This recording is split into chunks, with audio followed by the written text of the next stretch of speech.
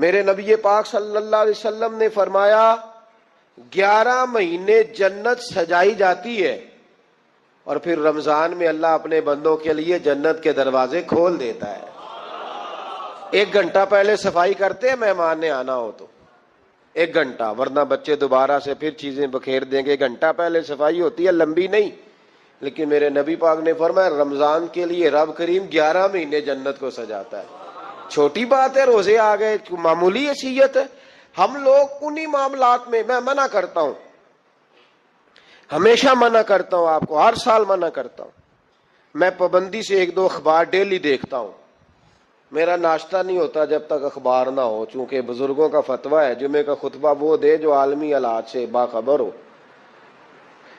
ہم کوئی رسمی تقریر نہیں کرتے کہ لوگوں کو کہیں کہ روزے آ گئے ہیں تو کون سا مہینہ چل رہا ہے تو مہینے کے حساب سے خطاب ہو. رسول اللہ صلی اللہ تعالی علیہ وسلم کی امت کے جو ذمہ دار اور پہرے دار ہوتے ہیں انہیں امت کی پہرے داری کرنی ہوتی ہے.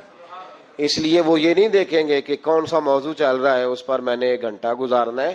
ترجیحات پر بات ہوگی. بات یہ عرض کر رہا تھا کہ میں رمضان شریف میں اخبار نہیں دیکھتا. میری اپیل ہے آپ سے کہ آپ رمضان شریف میں نہ رمضان ٹرانسمیشن بھی نہ دیکھیں، ٹی وی پہ خبریں بھی نہ سنیں. سارا سال سنیے خبریں. ہماری خبریں سننے سے ملک میں کیا انقلاب آ گیا ہے. وہ جو ہم نے چوک میں کھڑے ہو کے تجزیہ کیا تھا اس سے کتنے لوگ سنور گئے.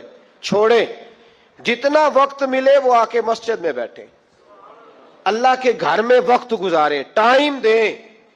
عبادت آپ کو زندہ کرے گی، روحانیت پیدا کرے گی، توانائی آئے گی، خوبصورتی آئے گی آپ کے اندر، آپ زندہ رہیں گے.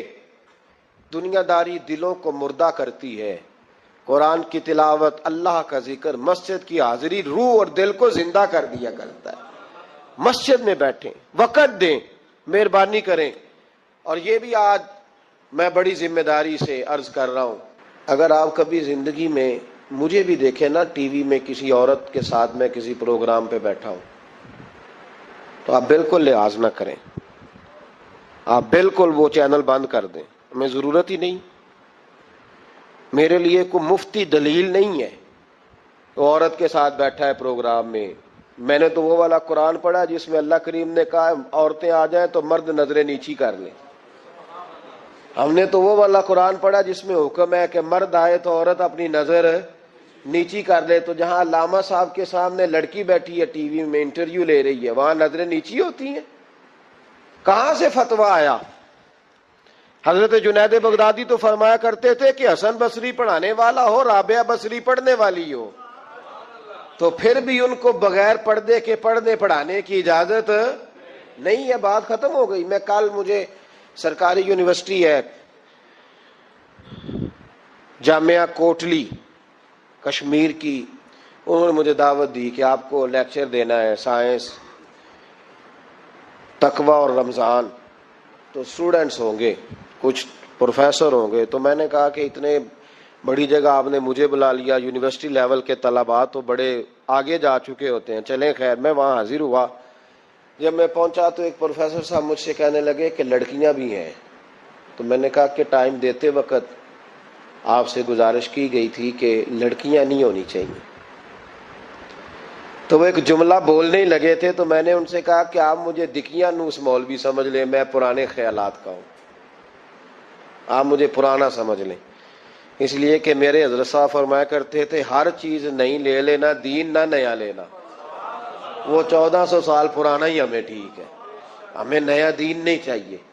کہنے لگے جی وہ بچیاں تھوڑی پیچھے بیٹھ جائیں گی. میں نے کہا آپ درمیان میں پردہ لگا لیں، میں انہیں نہ دیکھوں وہ مجھے نہ دیکھیں. ٹھیک ہے، بات سنیں، ختم ہو گئی. لیکن اگر وہ سامنے بیٹھیں گی تو ہم نہیں بات کریں گے. تو وہ چونکہ پی ایچ ڈی لیول کے لوگ ہوتے ہیں، زیادہ پڑھے ہوتے ہیں، دلائل دینے کی کوشش کی. تو میں نے کہا میں دلیل نہیں سنتا، میں سنتا ہوں یا اللہ کا قرآن یا مصطفیٰ کا فرمان. تو آپ مہربان. لیکن انہوں نے ضد نہیں کی، بڑے اچھے لوگ تھے. انہوں نے کہا جی ٹھیک ہے لڑکیاں نہیں بیٹھیں گی. میرا عرض کرنے کا مقصد یہ ہے کہ کیا فرق پڑتا ہے ہمیں. بہت سارے ذرائع ہیں عورتوں تک پیغام پہنچانے کے، پیغام پہنچ جاتا ہے، کوئی حرج نہیں. آپ با پردہ بندوبست کریں. ہمارے رمضان کے فجروں کے درس میں ہزاروں کی تعداد میں عورتیں آتی ہیں، ان کے لیے با پردہ بیٹھنے کا بندوبست ہے. لیکن کوئی ضروری ہے کہ ٹی وی پہ ایک عورت بن سور کے سامنے بیٹھے اور آپ اس کے سوالوں کے جواب دیں؟ ہمارے لیے نہ کوئی مفتی دلیل ہے، نہ کوئی شیخ الحدیث دلیل ہے، اس طرح کا کوئی مفکر محقق ہمارے لیے دلیل نہیں. ہمارے لیے دلیل رسول اللہ کی ذات ہے صلی اللہ تعالی علیہ. ختم ہو گئی بات. اس لیے کوئی ایسی ٹرانسمیشن نہ دیکھو، کسی طرف توجہ نہ کرو. یار 30 تو روزے ہیں، وہ بھی کئی دفعہ 29 ہو جاتے ہیں. اللہ کہہ رہا ہے ایام معدودات، ایک گنتی کے دن ہے. او میرے بھائی کیا مصیبت ہے، میرا وقت نہیں گزر رہا. آپ یقین کریں اللہ جانتا ہے، ہم تو رمضان کو زنجیریں ڈالتے ہیں، یہ کام بھی رہ جاتا ہے رمضان گزر جاتا ہے، یہ بھی رہ جاتا ہے رمضان گزر جاتا ہے، یہ بھی نہیں ہو پاتا رمضان. پتہ نہیں کس وقت روزے آتے ہیں، کب نکل جاتے ہیں. کہتے ہیں میرا وقت نہیں گزرتا تو میں ٹی وی دیکھتا ہوں. قرآن سارا پڑھ لیا ہے، حدیثوں کا مطالعہ ہو گیا، اپنی آخرت کے لیے نفل سارے پڑھ لیے، تسبیحات ساری ہو گئی. جو اب ٹائم نہیں گزرتا تھا تو ٹی وی پہ جا بیٹھے. کدھر چلے گئے ہم؟ اعلیٰ حضرت کے والد گرامی سے کسی نے پوچھا، مولانا نقی علی خان صاحب سے، کہ حضرت جی فرعون 500 سال ہی حکومت کر گیا، 500 سال ہی حکومت کر گیا، اللہ کا مقابلہ کرنے والا پکا کافر بے ایمان. تو آپ فرمانے لگے ملا رومی کی وہ کتاب پڑھو مثنوی، جس میں انہوں نے لکھا ہے کہ جب ساری دنیا سو جاتی تھی تو فرعون اٹھ کے مصلے پہ بیٹھتا تھا، کہتا تھا یا اللہ معاف کر دے، رب تو ہی ہے، گناہگار بڑا ہوں پر مہربانی کر. روز معافیاں مانگتا تھا. تو رب کریم کی قدرت نے مہلت دی کہ روز توبہ کرتا ہے، چلو ایک دن سچی بھی کاری جائے تو اچھا ہے. اللہ نے مہلت دی. اور میرے بھائی اگر تو روز رات مصلے پہ بیٹھے تو تجھے مہلت ملے، عذاب نہ آئے. اگر تو اپنے رب کے ساتھ تنہائی کرے تو اللہ تجھے مہلت دے، سزا نہ دے. لیکن ہم یہ وقت نکالتے ہی نہیں. اللہ کے ساتھ میت کا ہمارا مزاج ہی نہیں. ترمذی شریف میں نبی پاک علیہ السلام نے فرمایا ہے دنیا داروں کو دکھڑے نہ سنایا کر، مالداروں کے سامنے رونے نہ رویا کر. یہ تجھے کیا دے سکتے ہیں؟ تو اٹھ کے جائے گا تو کہیں گے محنت کرتا نہیں، روز مانگنے آ جاتا ہے. دنیا داروں کو دکھڑے نہ سنا، پر میں دکھ سنا تو اپنے رب کو سنا، اللہ والوں کو سنا، اللہ کے نبی کو سنا. اس سے مراد یہ سارے کہا دکھڑے اپنے رب کو سنا. اگر تو اپنے رب کو دکھڑے سنائے گا تو تھوڑی دیر ضرور ہوگی، لیکن ایک دن ایسا ضرور آئے گا. میرے مصطفیٰ کریم فرماتے ہیں رب تجھے دنیا سے بے نیاز کر کے مالا مال فرما دے گا. دھوکے کا مزاج نہ بنا، کینچی لے کے نہ گھوم کے کیسے جیب کاٹ سکتی. اللہ کو دکھڑے سنا.